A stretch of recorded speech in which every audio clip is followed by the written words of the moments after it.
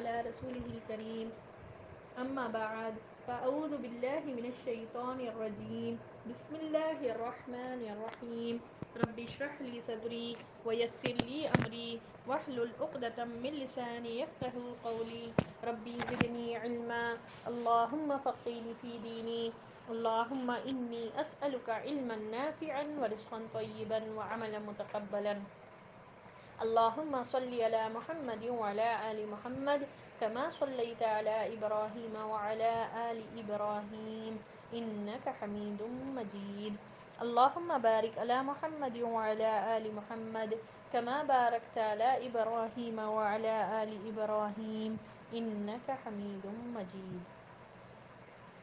تو ہم لوگ خندق کے تعلق سے پڑھ رہے تھے. یہ سلمان فارسی حالانکہ نئے تھے، فرسٹ ٹائم اس جنگ میں شریک ہوئے، مگر آپ صلی اللہ علیہ وسلم نے ان کے آئیڈیا کو پسند کیا کہ خندق کھودی جائے اور اس پر امپلیمنٹ کرنے کے لیے سب جو ہے نا کیا گیا. 10 لوگوں کا ایک گروپ بنا کر 40 ہاتھ کھودنے کا یہ ٹاسک سب کو دیا گیا. اور کتنی مشقت والا تھا یہ معاملہ کہ مشکل ترین کام تھا اور مرضی کا کھانا بھی نہیں تھا اور اوپر سے موسم بھی صحیح نہیں تھا، مگر لوگوں نے یہ کام کیا. تو اب دیکھیں گے کہ ہم خندق کے آر پار کیا ہوا. ادھر قریش اور ان کے پیروکار 4000 کا لشکر لے کر آئے. سبحان اللہ. اب تک غزوہ بدر میں کتنا تھا لشکر مشرکوں کا؟ ان کے ساتھ 300 گھوڑے اور 1000 اونٹ تھے. ان کا سالار یعنی ان کے لیڈر ابو سفیان تھا اور جھنڈا عثمان بن طلحہ عبدری نے اٹھا رکھا تھا.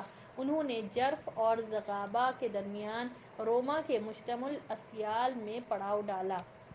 یعنی مشرکین جو آئے تھے اہل مکہ، ٹھیک ہے، نیچے سے یہ لوگ آئے تھے، لو ایریا سے، مدینہ کے لو سائڈ سے. کون آئے تھے؟ اہل مکہ. ان کی تعداد کتنی تھی قریش کی؟ 4000 کا لشکر. یہ لوگ اب یہ جگہوں کو آپ یاد کرنے کی وہ نہیں کریے، کنفیوز نہ ہو. آپ یہ سوچیں بس مدینہ کے قریب آ کر یہ لوگ ایک طرف پڑاؤ ڈال کر تھے اور دوسری طرف غطفان اور ان کے پیروکار اہل نجد سے 6000 کا لشکر لے آئے. اللہ اکبر کبیرہ. اہل نجد یعنی ریاض سمجھیے، ٹھیک ہے، ریاض سے ایک اتنا لشکر آیا. 4000 کا لشکر مکے سے آیا اور 6000 کا لشکر غطفان، وہ لوگ اہل نجد، اور اس غطفان کے ساتھ دوسرے قبیلے والے بھی شامل تھے کیونکہ یہ لوگ غطفان کے پاس بھی گئے اور دوسرے قبیلوں والوں کو بھی آمادہ کرے تھے نا، یہ بنو نذیر کے لوگ، ٹھیک ہے. تو ان لوگ کتنا لے کر آئے؟ 6000. تو ٹوٹل کتنا ہوا دشمنوں کا لشکر؟ کتنا ہوا؟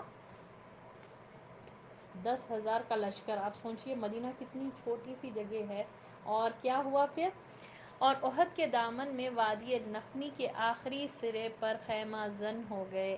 مدینے کی دیواروں تک ایسی زبردست لشکر کا پہنچ جانا بڑی سخت آزمائش اور خطرے کا باعث تھا، جیسا کہ اللہ تعالیٰ کا ارشاد ہے سورۃ الاحزاب آیت نمبر 10 اور 11 میں. اللہ فرماتا ہے اذ جاءکم من فوقکم ومن اسفل منکم وَإِذْ زَاغَتِ الْأَبْصَارُ وَبَلَغَتِ الْقُلُوبُ الْحَنَاجِرَ وَتَظُنُّونَ بِاللَّهِ الظُّنُونَ هُنَالِكَ ابْتُلِيَ الْمُؤْمِنُونَ وَزُلْزِلُوا زِلْزَالًا شَدِيدًا. جب وہ تمہارے اوپر سے اور تمہارے نیچے سے آئے. اوپر سے کون آئے؟ اہل نجد، ٹھیک ہے، یعنی غطفان والے اوپر سے آئے اور تمہارے نیچے سے آئے اہل مکہ، ٹھیک ہے، یعنی قریش کے لوگ. اور جب نگاہیں کج ہو گئی یعنی دیکھ کر اتنا خوف کا عالم ہو گئے کہ نگاہیں بس کھلی کی کھلی رہ گئے اور دل حلق کو آ گئے. اتنا خوف طاری ہوا. 10,000 پورے. آپ دیکھیے، سوچئے کیسا لشکر تھا ہوگا. جب مسلمان دیکھ رہے تھے تو دیکھ کر سب پر خوف طاری ہوا کہ ہر جگہ سے، ہر سمت سے یہ اتنا بڑا لشکر آ رہے تھے. اور معاملہ کیا ہوا؟ دل حلق کو آ گئے. جب زیادہ خوف ہو گیا تو ایسا لگتا نا ہمارے اندر جو دل ہے سینے کے اندر اتنی زور سے دھڑکتا ہے، وہ دل لگتا ہے کہ باہر آ جائے، ٹھیک ہے. اور تم لوگ اللہ کے ساتھ طرح طرح کے گمان کرنے لگے. اس وقت مومنین کو آزمایا گیا اور انہیں شدت سے جھنجھوڑ دیا گیا. کیسی سخت آزمائش تھی کہ مسلمانوں کو آزمایا گیا، ٹھیک ہے، اور انہیں سخت طور پر شدت سے جھنجھوڑ دیا گیا. ہزاروں کی تعداد میں لوگ آئے تھے اور سر پر کھڑے ہو جائیں تو کیسا خوف کا منظر ہوگا, کیسا خوف کا عالم تھا, جسٹ ہم امیجن تو کریں. اور اللہ آگے فرماتا ہے, اور جب لیکن اللہ تعالیٰ نے اس موقع پر مومنین کو ثابت قدم رکھا, جیسے کہ اللہ تعالیٰ ارشاد فرماتا ہے سورۃ الاحزاب آیت نمبر 22 میں, آیت نمبر 22 میں, وَلَمَّا رَأَى الْمُؤْمِنُونَ الْأَحْزَابَ قَالُوا هَذَا مَا وَعَدَنَا اللَّهُ وَرَسُولُهُ وَصَدَقَ اللَّهُ وَرَسُولُهُ وَمَا زَادَهُمْ إِلَّا إِيمَانًا وَتَسْلِيمًا. اور جب اہل ایمان نے ان جتھوں کو دیکھا تو کہنے لگے یہ تو وہی چیز ہے جس کا اللہ اور اس کے رسول صلی اللہ علیہ وسلم نے ہم سے وعدہ کیا تھا, اور اللہ اور اس کے رسول نے سچ فرمایا تھا, اور اس حالت نے ان کا جذبہ ایمان اور اطاعت کو کچھ اور ہی بڑھا دیا. سبحان اللہ. کیا معاملہ ہوا تھا یہاں پر, طرح طرح کے, ٹھیک ہے, منافقین بھی موجود تھے, مسلمانوں کے ساتھ یہ لوگ بھی تھے, لوگوں کو طرح طرح کا گمان کرنے لگے. اس میں ہم دیکھیں گے کہ آگے چل کے کیا کیا ہوا, ٹھیک ہے. اب مسلمانوں کا معاملہ, جو سچے خالص مومن تھے ان کا تو ایمان بڑھ گیا. وہ لوگ جب دیکھے اتنے لشکر کو آتے ہوئے اپنے سامنے, آپ سوچئے کیسا خوف کا عالم ہوگا. اب جان تو پوری حلق تک آ گئی ہو گئی تھی کہ اب تو کسی کی جان کی کا کتنا خوف ہوا ہوگا. تو مگر مومنوں کا معاملہ یہ تھا, جو خالص مومن تھے, جو سچے مومن تھے, وہ لوگوں نے کہا کہ یہ تو وہی ہے جس کا ہم سے اللہ اور اللہ کے رسول نے ہم سے وعدہ کیا ہے. کیا وعدہ ہے اللہ کا, کہ ڈیفینیٹلی وَلَنَبْلُوَنَّكُم مِّنَ الْخَوْفِ وَالْجُوعِ وَنَقْصٍ مِّنَ الْأَمْوَالِ وَالْأَنفُسِ وَالثَّمَرَاتِ وَبَشِّرِ الْمُؤْمِنِينَ. اللہ ضرور بضرور تم کو آزمائے گا اپنی جان سے, پھلوں کی کمی سے, سخت مشکلات سے, بیماری سے, اور جو صبر کرے ان کو خوشخبری دے دیجئے. تو سبحان اللہ, یہ تو ہو کر رہے گا. یہ وعدہ اللہ کا تھا, اور اللہ کے رسول صلی اللہ علیہ وسلم نے بھی فرمایا کہ ڈیفینیٹلی یہ چیز آسان نہیں ہے, اس راستے پر چلنا آسان نہیں ہوگا, کہ آپ کی کنوینئنس کے حساب سے نہیں آسانیاں ملیں گی. ہمیشہ مال غنیمت مال نہیں حاصل ہوگا, کبھی بڑے بڑے سختیوں کو بھی سے گزرنا ہوگا.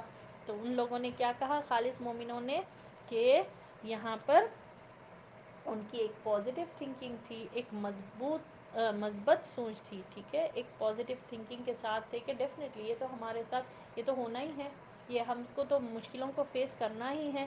اب اگر آپ یہ دیکھیے, ہم یہ جگہ ہوتے تو کیا کہتے, یہ کیا ہر وقت اتنے بڑے بڑے ٹاسک, پہلے وہاں مکے میں گزر کر آئے, اب انصار کیا سوچ رہے ہوں گے, جو یہاں پر مدینہ کے لوگ تھے, جو سپورٹرز تھے مسلمان کے لیے, جو مہاجرین کو, یعنی جو ہجرت کر کر آئے, ان کو ہم رکھے بھی, ہم اتنا کرے, یہ ہر تھوڑے دن کو ایک نئے غزوات. اب تو پورے مدینے پر اتنا بڑا لشکر اٹیک کے لیے آ گیا, اب ہمارا تو کچھ خیر ہی نہیں ہے. تو سوچے کیا کچھ ہمارے ذہن میں آتا تھا اگر ہم وہاں پر ہوتے تو.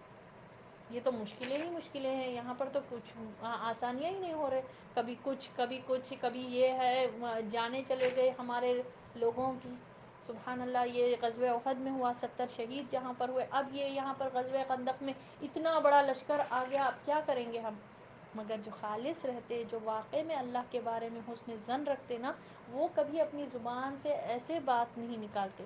اگر اپنے ایمان کا جائزہ لینا ہے ہم کو, تو ایک پیمانہ یہ ہونا چاہیے کہ جب بھی مصیبت آئے, کوئی ہمارے ساتھ ٹیسٹ گزرے, کوئی بھی چیز ہو, بیماری ہو جائے یا کوئی ایسا مشکل ہم پر آ جائے, تو ہم دیکھیں کہ ہم اللہ کے تعلق سے کتنا اچھا گمان رکھتے, یا یہ سوچتے کہ میں تو بہت اچھی ہوں, میں تو بہت نمازیں پڑھ رہی ہوں, میرے ساتھ یہ ایسا کیوں ہو رہا, کیوں میں وہ ہو رہا, یہ کرتے, بلیمنگ گیمز کرتے, یا پھر اللہ کے ساتھ حسن ظن رکھتے کہ ڈیفینیٹلی یہ تو کرنا ہے, ہم زندگی تو آسان نہیں ہوگی, یہ تو ہم قرآن میں پڑھتے ہوئے آئے کہ ڈیفینیٹلی اللہ ہم کو آزمائے گا, اور اگر ہم صبر کریں گے تو ہمارے لیے خوشخبریاں ہیں, یا ہمارا یہ معاملہ ہوتا. تو اب اگر ہم دیکھیں, یہ ایک چیز ہمیشہ پکڑ کر چلیے, ایک پیمانہ ہے کہ کبھی بھی, ٹھیک ہے, نارمل سچویشنز میں ہر کوئی خوش رہتا, ہر کوئی اللہ کی عبادت کر لیتا, مگر جب مشکل آئے, امتحان آئے, کیا فوری میں نماز کی طرف جاتی ہوں, کیا میں اللہ کے بارے میں الاں فلاں باتیں کرنا شروع کر دیتی ہوں؟ میری قسمت تو پھوٹی ہوئی ہے، مجھے میرے ساتھ ہی کیسا ہوا، سب کے ساتھ اللہ اچھا کر رہا، میرے ساتھ میں تو بد نصیب ہوں، میری تو قسمت ہی کیسی ہے. ہم ایسے جملے تو نہیں نکالتے. ٹھیک ہے، یہ سوچنا چاہیے. کہاں یہ لوگ دیکھیں کتنی مثبت سوچ، ایک کتنی پازیٹیو تھنکنگ کے ساتھ یہ لوگ تھے کہ یہ لوگ بولے کہ نہیں یہ تو وہی ہے.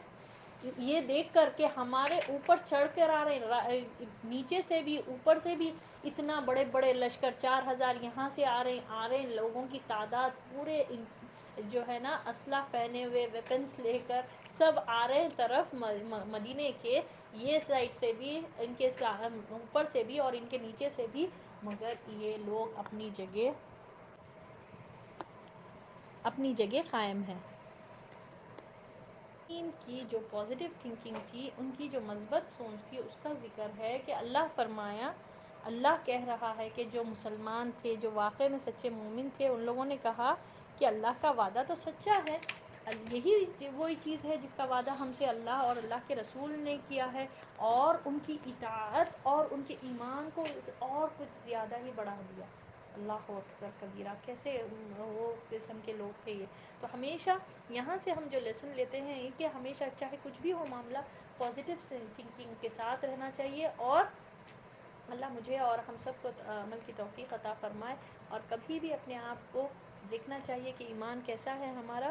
تو اس طرح دیکھیں کہ ہم مصیبت میں کیسے ریئیکٹ کرتے. کیا ہم نمازیں چھوڑ کر تھک ہار کر بیٹھ جاتے کہ اب ہم نہیں، اللہ کو مانتے ہی نہیں، ہم جو ہے نا اتنا عبادتیں کر رہے ہیں، میرے ساتھ ہی پرابلمس ہو رہے ہیں. نہیں، یہ تو اللہ تعالیٰ کا وعدہ ہے، ڈیفینیٹلی اللہ آزمائے گا.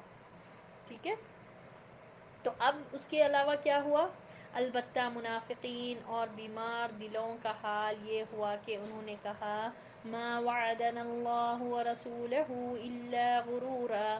سورۃ الاحزاب آیت نمبر 12. کہ اللہ اور اللہ کے رسول صلی اللہ علیہ وسلم نے ہم سے جو وعدہ کیا تھا وہ محض فریب تھا. دکھاوے کے لیے اسلام قبول کرے تھے. ٹھیک ہے. جب دیکھے کہ غزوہ بدر میں مسلمانوں کو فتح ہو گئی تو یہ عبداللہ بن ابی اور اس کے ساتھیوں نے دکھاوے کے لیے اسلام قبول کر لیا. اب نکلنا تھا غزوے میں، پورے مسلمان جا رہے ہیں، تو یہ دکھاوے کے لیے جوائن ہوتے تھے، دل سے تو کوئی ارادہ نہیں رہتا تھا ان کا. تو فوری جبھی بھی مصیبت دیکھتے تھے، ہم دیکھیں کہ غزوہ احد میں پلٹ کر چلے گئے. اب یہاں غزوہ خندق میں ان لوگوں نے کہا کہ نہیں، ہم سے جو وعدہ کیا اللہ اور اللہ کے رسول نے وہ دھوکے کا تھا. ہم کو دھوکہ اور فریب دے کر یہاں پر بلائے، اب تو ہماری جان پھنس گئی، اب ہم یہاں پر آ گئے. نہیں، یہ تو دھوکے کا وعدہ تھا. تو یہاں آ کر پتہ چلتا ہے کہ کون مومن ہے اور کون منافق ہے. یعنی آزمائش میں انسان کو پتہ چلتا. اگر واقعی میں آپ کو ایمان کا لیول دیکھنا ہے اور نفاق کا لیول دیکھنا ہے تو وہ کب پتہ چلتا؟ آزمائشوں میں. اب دیکھیں یہاں پر مومن کا کیا معاملہ تھا، اس کا ایمان، ان کا تو ایمان بڑھتے گیا. مگر منافقین کیا بولے کہ نہیں نہیں، یہ تو دھوکہ ہے، فریب ہوا، ہم آ کر یہاں پر پھنس گئے، اب تو ہماری جان چلے گئی. اب یہ اس مقام پر پتہ چلا اللہ تعالیٰ آزمایا. اللہ فرماتا ہے کہ بہت شدت سے اللہ تعالیٰ نے جھنجھوڑ دیا ان کو، کیونکہ معمولی بات نہیں تھی بھائی، ہر طرف سے مدینے کے پاس اتنا بڑا لشکر آ رہا تھا. اب یہ مقام پر کون مومن ہے کون منافق ہے اچھی طرح سے پتہ چل گیا. بہرحال رسول اللہ صلی اللہ علیہ وسلم نے مدینے پر ابن ام مکتوم رضی اللہ تعالیٰ عنہ کو منتظم مقرر کیا. سبحان اللہ. یہاں پر آپ دیکھیے عبداللہ بن ام مکتوم جو تھے یہ صحابی نابینا ہے، مگر آپ صلی اللہ علیہ وسلم جب بھی مدینہ کے باہر جاتے اکثر ان کو ہی انتظام سونپ کر جاتے. تو کیا صلاحیت تھی ہوں گی ان میں. سبحان اللہ. کہ پورے مدینے کو ٹیک کیئر کرتے، وہ ہیڈ ہوتے تھے مدینہ کے، جو چاہے جب ڈیسیشن لے سکتے تھے وہ. یعنی اب جس کے بھی اوپر رسپانسبلٹی دے کے گئی تو ایبسنس میں وہی ڈیسیشنز لے سکتے تھے نا. تو کیسا کرتے تھے ہوں گے عبداللہ بن ام مکتوم رضی اللہ تعالیٰ عنہ. کیا ان میں صلاحیتیں تھے؟ تو کوئی اللہ کی طرف سے کوئی اللہ تعالیٰ اگر دے، ٹھیک ہے، ایک چیلنج اللہ تعالیٰ اگر ہم کو دیا اور ہم اسی کو پکڑ لے کے بیٹھ گئے، نہیں ہم سے تو کچھ ہو نہیں سکتا، ہمارے پاس تو یہ نہیں ہے، آنکھ نہیں ہے. جیسا عبداللہ بن ام مکتوم تو بالکل آنکھ نہیں تھے، نابینا تھے، دیکھ نہیں پاتے تھے. تو سبحان اللہ. مگر یہ اپنا کام برابر کرے. ٹھیک ہے. آپ صلی اللہ علیہ وسلم اتنی بڑی ذمہ داری چھوڑ کر جاتے تھے اور یہ کرتے بھی تھے. ایسا نہیں ہے کہ دے کر جو ہے نا آپ صلی اللہ علیہ وسلم دوسری بار یا تیسری بار نہیں دیے، کئی مرتبہ اکثر معاملات میں یہی جو ہے نا انتظام پر رہتے تھے۔ اور کیا کیا، عورتوں اور بچوں کو گھڑیوں میں محفوظ کیا، یعنی جو قلعے ٹائپ ہوتے ہیں نا ادھر عورتوں اور بچوں کو محفوظ کیا۔ پھر 3000 کا لشکر لے کر نکل پڑے اور جبل سلا کو پشت پر کر کے قلعہ بندی کی شکل اختیار کر لی۔ سامنے خندق تھی جو مسلمان اور کفار کے درمیان حائل تھی۔ سبحان اللہ۔ اب یہاں پر آپ صلی اللہ علیہ وسلم نے کیا کیا، ام مختوم کو انتظام چھوڑ کر 3000 کا لشکر لے کر، ٹھیک ہے، مدینہ سے نکل کر جہاں پر خندق کھودے تھے وہاں پر جبل سلا کو اپنے پشت پر کر کے، ٹھیک ہے، اور کس طرح قلعہ بندی کی شکل اختیار کر لی، کیونکہ پیچھے جو ہے نا سبحان اللہ پورے پہاڑ تھے، سامنے کی طرف خندق تھی، تو ایک قلعے کی طرح ایک سیکیورڈ پلیس میں آگے ہے نا، نکلنے کا کہیں پر بھی وہ نہیں تھا۔ ایسی آپ صلی اللہ علیہ وسلم نے ایسی طرح سے پڑھاؤ ڈالا کہ سامنے کی طرف خندق ہے اور اس خندق کے اور دوسرے سائڈ دوسری طرف جو ہے نا مشرکین رہیں گے، مدینہ میں انٹر نہیں ہو سکیں گے۔ پورا مدینہ کو جہاں سے انٹر ہونے کا جو راستہ تھا وہاں پر خندق کھودی گئی، اور پیچھے پشت پر جو ہے نا جبل سلا یہ نام ہے پہاڑ کا، وہ پیچھے کی پشت کی طرف رکھتے ہوئے شکل کیسی اختیار کیے، قلعہ بندی کی شکل اختیار کرے، یعنی کہ پیچھے یہ پہاڑ اور سامنے کی طرف خندق۔ پھر 3000 کا لشکر لے کر نکلے اور جبل سلا کو پشت پر کر کے قلعہ بندی کی شکل اختیار کر لی۔ سامنے خندق تھی جو مسلمان اور کفار کے درمیان میں حائل تھی۔ ادھر مشرکین نے قرار یابی کے بعد تیار ہو کر مدینے کی طرف پیش قدمی کی۔ پہلے پڑاؤ ڈالے ایک جگہ پر، ہم لوگوں نے دیکھا کہ کس طرح سے ان لوگوں نے مجتمع الاسیاء وہاں پر پڑاؤ ڈال لے، پھر وہاں سے پورا پیش قدمی کرے مدینہ کی طرف۔ اب مدینہ میں اٹیک کرنے کے لیے یہ لوگ جب آگے بڑھے، کون؟ مشرکین اہل مکہ۔ اب یہ لوگ وہاں سے آگے بڑھے، جب مسلمانوں کے قریب پہنچے تو کیا دیکھتے ہیں کہ ایک چوڑی سی خندق ان کے اور مسلمانوں کے درمیان حائل ہے۔ یہ دیکھ کر وہ بھونچکا رہ گئے۔ ابو سفیان نے بے ساختہ کہا، تلک مکیدۃ ما عرفها العرب، یہ ایسی چال ہے کہ جس کو عرب نہیں جانتے۔ کیونکہ یہ چال کہاں سے آئی تھی، کس کا مشورہ تھا؟ سلمان فارسی کا، پرشیا کا تھا، بالکل عرب اس سے واقف ہی نہیں تھے۔ تو اب یہ ہوا کہ قریب آ کر اس میں سمجھ میں ہی نہیں آیا، مدینہ میں انٹر ہونا چاہ رہے تھے اتنا بڑے لشکر کو لے کر، پورے ٹوگیدر ہو کر 10,000 کا لشکر، ٹھیک ہے، اوپر سے نیچے سے ہر جگہ سے مل کر، سب مل کر ایک ساتھ اٹیک کرنے والے تھے کہ ان لوگ جو ہے نا بالکل اٹیک نہیں کر پائے۔ اور وجہ کیا تھی؟ یہ سلمان فارسی کا مشورہ۔ سبحان اللہ کے خندق، یہ خندق کو دیکھ کر کمپلیٹلی اسپیچ لیس، کمپلیٹلی سرپرائز، پریشان ہو کر رہ گئے مشرکین، اور سمجھ میں ہی نہیں آیا ان کو کہ کیا کرنا، اور بولے کہ یہ تو ایسی چال ہے کہ یہاں ہم کو پتہ ہی نہیں ہے کہ اس کو کیسا فیس کرنا۔ سبحان اللہ، ٹھیک ہے۔ اب یہاں پر دیکھیے، اگر ہم خندق کے بارے میں معلوم کریں تو ایک تو ان ایکسپیکٹڈ سچویشن ان لوگوں کو فیس کرنا پڑا۔ تو یہ خندق کتنی تھی؟ پہلے تو کون سے سائڈ پر تھی؟ جی کون سے سائڈ پر تھی، کون سے ڈائریکشن پر تھی؟ نارتھ میں تھی، ساؤتھ میں، شمال؟ جی شمال کی طرف تھی، ویری گڈ ماشاء اللہ۔ اور یہ شمال کی طرف تھی کیونکہ مشرق، مغرب اور جنوب میں پہاڑ تھے، صرف شمال کو کور کرنا تھا، تو شمال کی طرف خندق کھودی گئی تھی۔ اور کتنے میل کے فاصلے پر تھی؟ 1 میل کے فاصلے پر، ٹھیک ہے۔ اب اس کو ہم دیکھیں گے، اگر 1 مائل مطلب کتنے ہیں؟ لیس دین 5544 میٹرز، ٹھیک ہے، میٹرز ہے یہ، کلو میٹرز نہیں، یعنی اتنی لمبی تھی یہ 5544 میٹرز، اور اس کی چوڑائی یعنی وڈتھ کتنی تھی؟ 4.62 میٹرز، اتنی چوڑی تھی یہ۔ چوڑی ان دا سینس کہ سامنے سے چوڑی آپ سمجھ سکتے ہوں گے نا، ٹھیک ہے۔ اب ٹھیک ہے، تو چوڑی کتنی تھی یہ؟ 4.62 میٹرز، اور ڈیپ کتنی تھی؟ 3.23 میٹرز، ٹھیک ہے، میٹرز کی بات چل رہی ہے، اتنی زیادہ ڈچ تھی۔ سوچیے آپ، 3.23 میٹرز ڈیپ کھودا گیا تھا یہ، 40 ہاتھ کا جو اندازہ تھا نا وہ تو ایسا ایریا وائز تھا، ٹھیک ہے، لمبائی میں۔ اب یہاں پر جو ڈیپ کھودا گیا تھا 3.23 میٹرز، ٹھیک ہے، کتنا یہ زبردست اسکلس تھے ہوں گے. میں سوچتی ہوں یہ جب پڑھی تو نا، وہ 1400 سال پہلے کی ہسٹری پڑھ رہے تھے آپ، وہاں پر کوئی انسٹرومنٹس کرینس وغیرہ یا کوئی مشینری وغیرہ نہیں تھی. جو بھی تھے سبحان اللہ ان کے پاس کیا تھے ہوں گے، پھوڑے وغیرہ جو بھی تھے، سبل یا پھر کدال وغیرہ جو بھی تھے جس سے ہو رہی تھی، بہت سب کے پاس نہیں تھے. ان میں سے بعض کے لوگوں کے پاس صرف جو ہے نا چھوٹے چھوٹے چیزیں ہی تھے، نیزا ہے یا پھر اسپیڈز وغیرہ جو بھی ہے، چھوٹے چھوٹے چیزوں سے بھی کیا گیا اس میں. تو کیسا کھودے ہوں گے اتنا.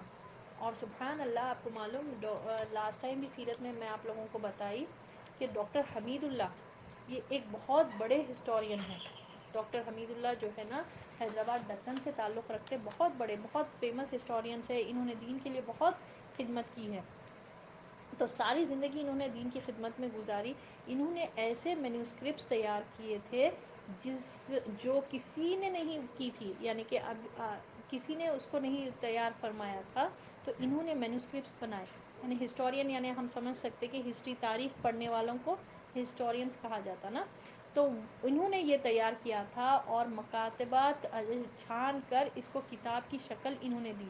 انہوں نے سیرت کی کو اس طرح پڑھا کہ ایک ایک جگہ، ایک ایک جگہ کا انہوں نے دور کیا تھا، یعنی کہ وہاں پر دورہ کیا تھا، وہاں پر پہنچ کر دیکھے تھے. تو یہاں پر یہ سائٹ پر جب گئے تھے خندق کا، جب انہوں نے جب یہ کتابیں لکھنے سے پہلے یہ سائٹ پر، یعنی خندق جہاں پر کھودی گئی تھی وہ سائٹ پر جب گئے تو وہاں پر انہوں نے گھوڑے دوڑا کر دیکھے. ٹھیک ہے کہ یہ خندق کیسی تھی اس ٹائم پر، کہاں سے کہاں تک تھی. وہ پورا جب دیکھا گیا، پورا ہر چیز، ہسٹورینس رہتے بھائی وہ سمجھ میں آتا ان کو زمین دیکھ کر. بہرحال تو اب انہوں نے وہاں پر گھوڑے دوڑا کر دیکھے تو ایگزیکٹلی ایک اگر جتنا بھی تیز گھوڑا دوڑنے والا ہے، بڑا جمپ لینے والا گھوڑا بھی ہے، تو اگر اس کو بھی دوڑایا گیا تو وہ بھی نہیں چھلانگ سکتا تھا وہ جگہ پر. تو اتنا ایگزیکٹلی کھودا گیا تھا، اتنی وہ تک. سبحان اللہ. تو یہ کیسا کھودے تھے ہوں گے سوچئے.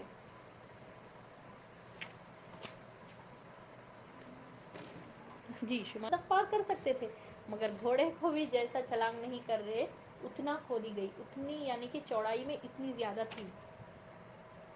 جی کلیئر ہے. پر تھی اور 5544 میٹرز. ٹھیک ہے، اس کی جو ہے نا لینتھ ہے. اور وڈتھ کتنی ہے، یعنی چوڑائی کتنی ہے، 4.62 میٹرز. اور یہ ڈیپ کتنی چوڑی ڈیپ ہے، کھودا گیا تھا یہ خندق، 3.23 میٹرز. ٹھیک ہے، اتنا ڈیپ تھا یہ. اب کیا ہوا،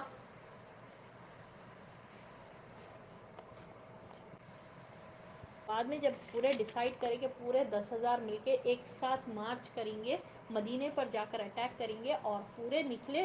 سبحان اللہ نکلے اور بالکل جب قریب آئے مدینے کے، بالکل قریب آ گئے، بارڈرز پر انٹر ہونا تھا، یہ خندق کھودی ہوئی ملی ان کو. بالکل پریشان، ان ایکسپیکٹڈ سچویشن، سوچے بھی نہیں. اس نے کیا کہا ابو سفیان نے، یہ کیا بات ہے، یہ کیا چیز ہے، یہ ہم عرب تو یہ چال نہیں جانتے. اور پھر کیا ہوا ان کا معاملہ. اب انہوں نے خندق کے گرد غیظ اور غضب کے ساتھ چکر کاٹنا شروع کیا.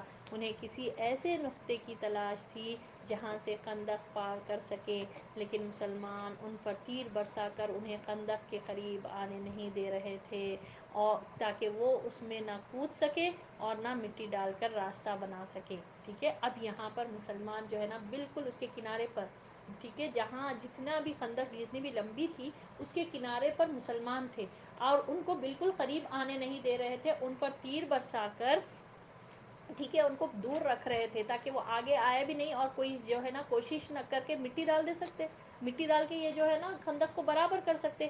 تو کمپلیٹلی یہ لوگ سیکیورٹی دے رہے تھے مسلمان، کہ ہرگز ان کو آنے ہی نہیں دے رہے تھے خندق کے قریب، تاکہ وہ لوگ نہ پار کر سکے. کوئی یہ کوشش کر کے کدھر سے بھی جو ہے نا شارٹ راستہ نکال کر کونے کونے سے آنے کی کوشش کر کے پار کر کے آ نہ جائے، اور نہ ہی یہ کرنے دے رہے تھے اور نہ ہی مٹی ڈالنے دے رہے تھے. سوچیے سبحان اللہ. کیونکہ اب مٹی کناروں پر تھی نا، اب وہ یہ جو اتنا کھودا گیا تھا کتنی مٹی نکلی ہوگی، کتنا ڈیپ تھا. اب وہ کناروں پہ رکھ دیے تھے، کوئی ڈال کر وہ اس کو کور کر کے آ جا سکتے تھے، مگر مسلمان اتنا ٹائٹ سیکیورٹی دے رہے تھے کہ کمپلیٹلی ان لوگوں کے اوپر تیر برسا برسا کر ان لوگوں کو دور رکھ رہے تھے. کیا زبردست طور پر تھا ہوگا سبحان اللہ. میں آپ لوگوں کو انشاءاللہ کلاس کے بعد ویڈیو بھیجتی ہوں, آپ لوگ دیکھیے, انشاءاللہ آپ لوگوں کو سمجھ میں آئے گا کہ کیسا ہوا تھا معاملہ. ایک اینیمیٹڈ ویڈیو ہے, بس سمجھنے کے لیے آپ لوگوں کو کہ یہ معاملہ کیسا ہوا تھا. اب کیا ہوا, غصے میں یہ لوگ یہ جو ہے نا وہاں پر ہی ٹہلنے لگ گئے, خندق کے اطراف ہی پورے مشرکین ٹہلنے لگ گئے. غصہ آ رہا تھا, فرسٹریٹڈ ہو گئے کہ ہم کچھ نہیں کر پا رہے. وہیں پر خندق کے پاس نہ اٹیک کر سک رہے, نہ جا سک رہے مدینے پر, نہ اندر جا سک رہے, کچھ نہیں ہو سک رہا معاملہ. تو وہ غصے اور فرسٹریٹڈ ہو کر وہ کرنے لگے, اور مسلمان ان کو بالکل قریب بھی نہیں آنے دے رہے تھے. اس کے بعد کیا ہوا, مجبوراً مشرکین کو مدینے کا محاصرہ کرنا پڑا. حالانکہ وہ اس کے لیے تیار ہو کر نہیں آئے تھے, کیونکہ چلتے وقت یہ منصوبہ ان کے خواب و خیال میں بھی نہ تھا. سبحان اللہ, یہ اللہ کی طرف سے حکمت, اور مسلمانوں کا دیکھیں کتنا زبردست یہ اسکلفل یہ جو ہے نا ان کا معاملہ تھا, یہ عمل تھا کہ اب ان لوگوں کو مجبوراً یہاں پر ڈیرا ڈال کر محاصرہ کرنا پڑا, یعنی انتظار کرنا پڑا. لوگ آئے تھے ڈائریکٹلی اٹیک کر کے ایک دن میں معاملہ ختم کر کے چلے جائیں گے بول کر, اب سوچے ہی نہیں, بالکل ان کے خواب و خیال میں نہیں تھا کہ یہ اتنی بڑی خندق ان کو مل جائے گی اور مسلمانوں پر کچھ بھی نہیں کر پائیں گے یہ لوگ.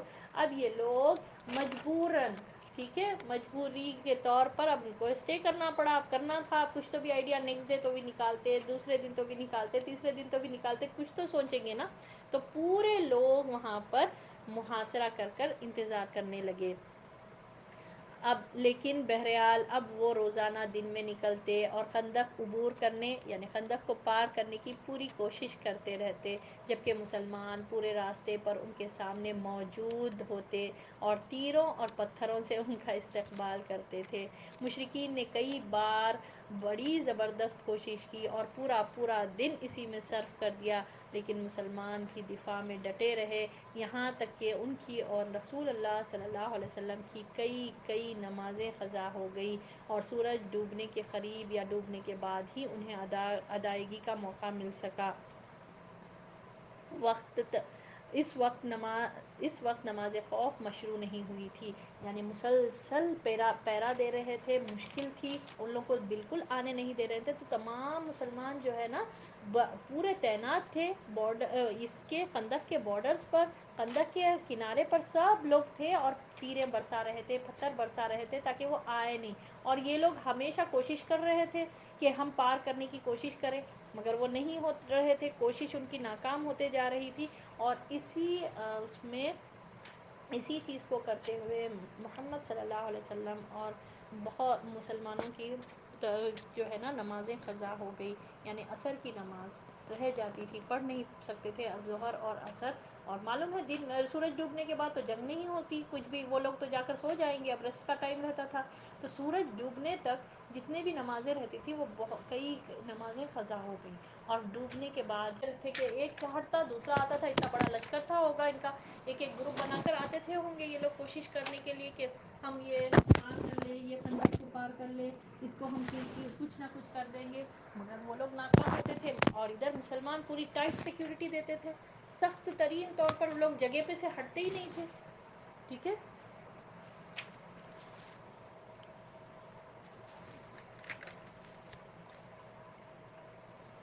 دیکھیے, اور یہاں پر اب نماز خوف یعنی صلاۃ الخوف ابھی تک نہیں آئی تھی, یعنی صلاۃ الخوف کا حکم ہم دیکھیں گے انشاءاللہ. جب یہ حکم آیا تھا کس طرح سے جنگ میں, کون سے جنگ میں آیا تھا, تب ہم پڑھیں گے کہ صلاۃ الخوف کیسے ادا ہوگی, کون سا حکم ہوگا, کیسا پڑھیں گے.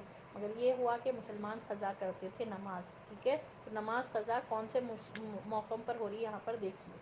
سبحان اللہ, ہم کو ایسی کوئی مصیبت نہیں رہتی, مگر چھوٹے چھوٹے معاملات پہ نمازیں قضا کر دیتے, اور قضا بھی نہیں, ٹائم ہو گیا تو ٹائم ہو گیا, اچھا ٹھیک ہے اب تو ٹائم ہو گیا, اگر 10-15 منٹ باقی بھی رہے, نیند اشار ہوئی آپ کی, ٹھیک ہے, پہلے تو اول تو نماز کو ٹلانا نہیں چاہیے.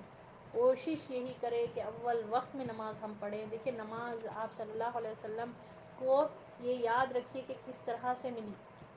نماز کو جو ہے نا آسمان پر بلا کر ایک تحفے کی طرح دیا گیا, 5 نمازوں کا ثواب 50 نمازوں کے برابر اللہ تعالیٰ نے بتایا. اور قیامت کے دن جو پہلا سوال ہوگا, قبر میں بھی جو پہلا سوال ہوگا, وہ نماز کے تعلق سے ہوگا. اگر ہماری نماز درست ہوگی تو ہماری سب چیز صحیح ہوگی. پھر تو نماز کا یہ معاملہ آپ دیکھیں یہاں پر یہ لوگ کس کو، اسلام کو بچانے کے لیے، اپنے دین کو ڈیفینڈ کرنے میں نماز قضا کرنا. اور ہماری نماز اگر معمولی کمر درد، معمولی سر میں درد، ایک چھوٹا بخار آ گیا، اس پر قضا ہو رہی، تو ہم سوچیں آپ نماز کسی بھی صورت میں معاف نہیں ہے. نیند لگ جائے، عذر ہے، وہ آپ کو کوئی ہے نا بیماری ہے، کچھ ہے، تو پڑھیں نماز. نماز تو ادا کرنا ہے، چاہے بیٹھ کے ہو، چاہے لیٹ کے ہو، چاہے اشارے سے ہو. ٹھیک ہے. اور یہاں پر نمازوں کی قضا بھی کی گئی، یہ یاد رکھیں، ہم کو یہ ملتا. ٹھیک ہے. یہاں پر ہم سیرت میں یہ سیکھنے کے لیے ہی بیٹھے کہ سبق جو یہاں پر آپ دیکھیں جنگ کے معاملے میں بھی نماز جب سورج غروب ہونے کے بعد پوری نمازیں ادا کی جاتی تھی، نمازوں کی قضا کی جاتی تھی. مسلسل یہ لوگ کام کر رہے تھے، اور اتنا ٹف سچویشن آپ سوچیے، خندق کھودے، پھر اتنا جاڑا برداشت کرے، اب ان لوگوں کو فیس کر رہے ہیں. اور کیسا ایمان تھا ہوگا، حیرت ہوتی، سبحان اللہ، حیرت ہوتی. بس یہ کیسے تھے مسلمان، کیسے یہ لوگ تھے کہ ایمان میں آگے ہی بڑھتے جا رہے اتنا اپنے دین کو ڈیفینڈ کرنے کے لیے. اللہ اکبر. اور کبھی تو یہ لوگ ہے نا سبحان اللہ، اللہ ان سے راضی ہوا. یہ لوگ آج بھی 1400 سال کے بعد آپ ان کے بارے میں پڑھ رہے ہیں. سبحان اللہ. حضرت بلال رضی اللہ تعالیٰ عنہ ایک حبشی غلام تھے. سوچیے آپ، ایک غلام کی کیا حیثیت ہے، ہمارے پاس ایک کام کرنے والے کی کیا حیثیت ہوتی. تو مگر آج بھی شاید ہی کوئی مسلمان بچہ ایسا ہوگا جس کو بلال رضی اللہ تعالیٰ عنہ کا نام نہیں معلوم، اسلام کے پہلے مولوی. تو یہ سب کب ہوتا، قربانیوں سے حاصل ہوتا. سبحان اللہ. آپ دیکھیے یہ لوگ قربانیاں دیے، تبھی جا کر آج 1400 سال کے اوپر بھی ہو گیا، تبھی بھی آپ ان کے بارے میں پڑھ رہے ہیں، اور ان کے نام اللہ نے کیسے باقی رکھے. اللہ کو اکبر. بہرحال اب کیا ہوا، ایک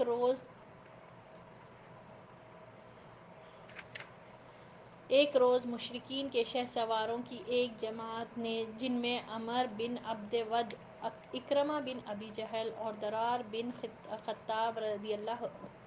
بن خطاب وغیرہ تھے، ایک تنگ مقام سے خندق پار کر لی، اور ان کے گھوڑے خندق اور سلاح کے درمیان چکر کاٹنے لگے. ادھر حضرت علی رضی اللہ تعالیٰ عنہ چند مسلمانوں کے ہمراہ نکلے، اور جس مقام سے انہوں نے خندق پار کی تھی اسے قبضے میں لے کر ان کی واپسی کا راستہ بند کر لیا. اب یہ لوگ اتنے دن یہاں پر سٹے کرے، سمجھ میں نہیں آ رہا تھا، کوشش ان کی جاری تھی کہ کچھ نہ کچھ راستہ نکالے جس سے جو ہے نا یہ خندق کو پار کیا جائے. اسی سلسلے میں ان کے کچھ لوگ، جس میں سے عمر بن عبد ود، ٹھیک ہے، عبد ود ہے یہ، عمر بن عبد ود، اکرمہ بن ابی جہل، ابو جہل کا بیٹے اکرمہ بن ابی جہل، اور ضرار بن خطاب، یہ تینوں جو ہے خندق کو کارنر سے ایک کوشش کر کے ایک تنگ مقام سے، بالکل ایک جو بالکل چھوٹی جگہ رہتی وہاں سے پار کر کے خندق پار کر لی، اور ان کے گھوڑے خندق اور سلاح کے درمیان چکر کاٹنے لگے. ٹھیک ہے. خندق کھودی تو گئی، پورا کارنر آپ امیجن کریے، تو وہ کارنر میں سے کچھ چھوٹی جگہ بچی ہوئی تھی، وہاں سے ان لوگوں نے خندق کو پار کر لیا. خندق پار کر کے مسلمانوں کے ایریا میں پہنچ گئے. حضرت علی رضی اللہ تعالیٰ عنہ کو خبر یہ دیکھ کر حضرت علی رضی اللہ تعالیٰ عنہ نے کیا کیا، پیچھے سے یہ لوگ جس راستے سے آئے تھے، یعنی جو راستہ نکال لیے تھے یہ لوگ، اس کو بند کر کے ان کو قبضے میں لے لیا. اب یہ لوگ، یہ تینوں جو ہے مسلمانوں کے انڈر میں آ گئے. اب پھر کیا ہوا، پھر دونوں نے ایک دوسرے پر بڑھ کر وار کیے. حضرت علی رضی اللہ تعالیٰ عنہ نے اس کا کام تمام کر دیا. یعنی کس کا، عمر بن عبد ود، یہ مبازرت کے لیے لڑکارا، وہ بڑا جری اور شفاق تھا، یعنی بہت بہادر تھا، بہت اسٹرانگ تھا. یہ کون، عمر بن عبد ود، اس نے مبازرت کے لیے لڑکارا. ٹھیک ہے. کس کو، حضرت علی رضی اللہ تعالیٰ عنہ کو. تو انہوں نے کیا کیا، پھر دونوں نے ایک دوسرے پر چڑھ کر وار کیے. حضرت علی رضی اللہ تعالیٰ عنہ نے اس کا کام تمام کر دیا، یعنی اس کو قتل کر دیا، اور باقی مشرکین بھاگ نکلے. یعنی کون، اکرمہ بن ابی جہل اور ضرار بن خطاب، وہ بھاگ نکلے. یہ عمر بن عبد ود، یہ لوگ جو اپنے اپنے سواروں پہ آئے تھے، تھوڑا راستہ بنا کر اندر گھس گئے تھے، اور علی رضی اللہ تعالیٰ عنہ کیا کرے، وہ راستے کو پیک کر دیے، وہ تاکہ وہ لوگ واپس نہ جا سکے، اور پھر ان کے اوپر اٹیک کیا گیا. یہ عمر بن عبد ود بہت اسٹرانگ تھا، طاقتور تھا، اس نے مبازرت کی دعوت دی. تو حضرت علی رضی اللہ تعالیٰ عنہ اس کے مبازرت پر ایکسیپٹ کر کے اس کو قتل کر دیے. تو دوسرے یہ لوگ کیا کرے، یہ لوگ بھاگ نکلے، ٹھیک ہے، بچ بچا کر کسی بھی طرح سے یہ لوگ بھاگ گئے، اکرمہ بن ابی جہل اور زرار بن ٹھیک ہے، زرار بن خطاب، یہ لوگ بھاگ نکلے۔ وہ اس قدر مرعوب تھے یعنی ڈر چکے تھے کہ اکرمہ نے بھاگتے ہوئے اپنا نیزہ چھوڑ دیا اور نوفل بن عبداللہ خندق میں جا گرا، جسے مسلمانوں نے یہ تیخ کر دیا یعنی تلوار سے مار ڈالا۔ یہ اور مشرک بھی بھاگ کر آیا تھا وہاں سے، یہ لوگ آئے تھے کچھ لوگ، تو جس میں سے جو ہے نا عمر بن عبد ود کو حضرت علی رضی اللہ تعالیٰ عنہ قتل کر دیے، اکرمہ بن ابی جہل بھاگ نکلے اور اتنے ڈر گئے تھے کہ بھاگتے وقت اپنے ہاتھ کا نیزہ بھی گر گیا تھا ان کا، اور باقی ایک جو ہے نا ایک مشرک جو ہے خندق کے اندر گر گیا تھا، ڈیپ تھا نا خندق، تو اس کے اندر گر گیا، تو وہاں پر مسلمانوں نے اس کو قتل کر دیا۔ اس جنگ میں فریقین کے صرف چند افراد مارے گئے، یعنی دونوں گروپس میں سے صرف کچھ لوگ ہی مارے گئے، یعنی 10 مشرک اور 6 مسلمان۔ کتنے؟ صرف 10 مشرک اور 6 مسلمان۔ ایک تیر حضرت سعد بن معاذ رضی اللہ تعالیٰ عنہ کو لگا، جس سے ان کی شہرت کٹ گئی۔ انہوں نے اللہ سے دعا کی کہ اگر قریش کی جنگ کچھ باقی رہ گئی ہو تو اس کے لیے انہیں زندہ رکھے، ورنہ اسی زخم کو ان کی موت کا سبب بھی بنا دے۔ البتہ اپنی دعا میں یہ بھی کہا، مجھے موت نہ دے یہاں تک کہ بنو قریظہ سے میری آنکھیں ٹھنڈی ہو جائیں، کیونکہ بنو قریظہ نے یہاں پر غداری کر دی تھی، جو آگے انہوں نے یہ بھی کلمات اس دعا میں شامل کرے تھے، یعنی بعد میں جب پتہ چلا۔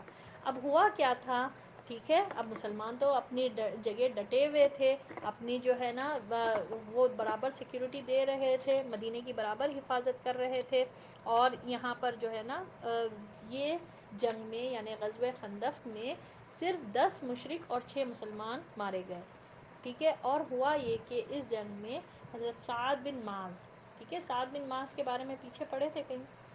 جی، رک کر پیچھا کرتے ہوئے دیکھے کہ کیسا ہو رہی جنگ، یہ دیکھنے کے لیے نکلے، تو دیکھے کہ سعد بن معاذ جو ہے نا اپنی ذرا پہن کر بالکل اونچے پورا کیپ وغیرہ پہن کر تھے، تو عائشہ رضی اللہ تعالیٰ عنہ جب ان کو دیکھے تو ان کا گردن کا ایک کچھ حصہ تھوڑا کھلا ہوا تھا، تو وہ دیکھ کر بولے، سمجھے کہ یہ تو غلط، یہ کہیں ایسا نہ ہو ان کو کچھ مار وغیرہ لگ جائے، سعد بن معاذ کا تو یہ حصہ کھلا ہوا ہے۔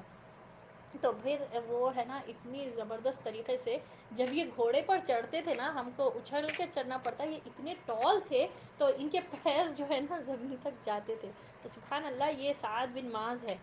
تو بہرحال یہ جب دیکھے تو جب ہی ان کو ایسا ڈاؤٹ آیا تھا، حضرت عائشہ رضی اللہ تعالیٰ عنہ چھپ کر دیکھ رہے تھے پورے مسلمان کیسا جو ہے نا اٹیک کر رہے ہیں، کون کون جا رہے ہیں، کیسے طریقے سے کر رہے ہیں، اور یہ رجس پڑھتے ہوئے اپنے ساتھی کے ساتھ جا رہے تھے، سبحان اللہ۔ تو اتنے میں وہاں سے عمر رضی اللہ تعالیٰ عنہ گزرے اور دیکھ کر ان کو تھوڑا ڈانٹے، عائشہ تم یہاں کیا کر رہی ہو، تم تو بہت جری ہو یعنی بہادر ہو، یہاں پر چھپ کے یہ سب کیا کر رہے ہو، اور اتنا ان کو ملامت کرنے لگے کہ تمہیں ایسا نکل کر نہیں آنا چاہیے، ہو سکتا ہے کہ تمہیں کوئی پکڑ لے یا تم پر کچھ اٹیک کر لے تو ہم کو مشکل ہوگی، مصیبت ہوگی، تو اس طرح سے وہ کہنے لگے۔ تو سبحان اللہ، یہ عائشہ رضی اللہ تعالیٰ عنہ فرماتی ہے کہ مجھے اتنا انہوں نے ملامت کی عمر رضی اللہ تعالیٰ عنہ نے کہ مجھے ایسا خواہش ہوئی کہ زمین پھٹ جاؤ میں اس کے اندر چلے جاؤں، یعنی اتنا انہوں نے ان کو ڈانٹا تھا۔ تو بہرحال عائشہ رضی اللہ تعالیٰ عنہ ابھی تک یہاں پر پردے کا حکم نہیں آیا تھا، ٹھیک ہے، پردے کا حکم ابھی تک نہیں آیا تھا، تو یہ یاد رکھیے گا۔ تو بہرحال اب عائشہ رضی اللہ تعالیٰ عنہ اس میں یہ بس ان کے خیال سے گزرا تھا کہ سعد بن معاذ جو ہے نا ان کا یہ حصہ کھلا ہوا ہے، اور ان کو خیال بھی نہیں، کیونکہ اتنے اونچے پورے تھے، ذرا بھی چھوٹی پڑ رہی تھی انہیں، جو ذرا یعنی وہ جو آرمر جو پہنتے نا لوہے کا جو سینے پر پہنا جاتا، وہ پورا کافی نہیں ہو رہا تھا ان کو، گردن کا حصہ کھلا ہوا تھا، اور اسی وجہ سے ان کو یہاں گردن یہ بازو کے رائٹ سائڈ شولڈر میں وہاں پر ان کو تیر لگ گئی، اور پھر انہوں نے دعا کی کہ اللہ یہ قریش کی جنگ میں اگر مجھے باقی جب تک رکھنا جب تک اس جنگ میں جان ہے، اور ان کے کلمات یہ بھی تھے کہ مجھے موت نہ دینا جب تک کہ بنو قریظہ سے میری آنکھیں ٹھنڈک نہ ہو جائے، ٹھیک ہے، ان کے حلیف تھے، یہ بنو قریظہ کا یہ قبیلہ ان کے حلیف تھا، انشاءاللہ ہم کل اور پڑھیں گے ان کے تعلق سے۔ تو بہرحال ایسا ہوا تھا معاملہ، یہ انہوں نے دعا کی تھی، اور کس طرح سے ان کے رگ شہرگ میں آ کر تیر لگ گئی تھی اور بہت زخمی ہو گئے تھے یہ. ٹھیک ہے، تو یہیں تک ہم آج کا سبق رکھتے ہیں، اور اللہ سے دعا کرتے ہیں کہ اللہ تعالیٰ ہم کو عمل کی توفیق عطا فرمائے، نمازوں کی پابندی کرنے والا بنائے، اور اس سیرت سے جو بھی ہم کو سبق ملے اس پر ہم عمل کریں اور اپنی زندگی بدل دے. آمین یا رب العالمین. وآخر الدعوانا الحمد للہ رب العالمین. سبحان ربک رب العزت عما یصفون وسلام علی المرسلین والحمد للہ رب العالمین. سبحانک اللہم وبحمدک نشہد ان لا الہ الا انت نستغفرک ونتوب الیک. السلام علیکم ورحمۃ اللہ وبرکاتہ.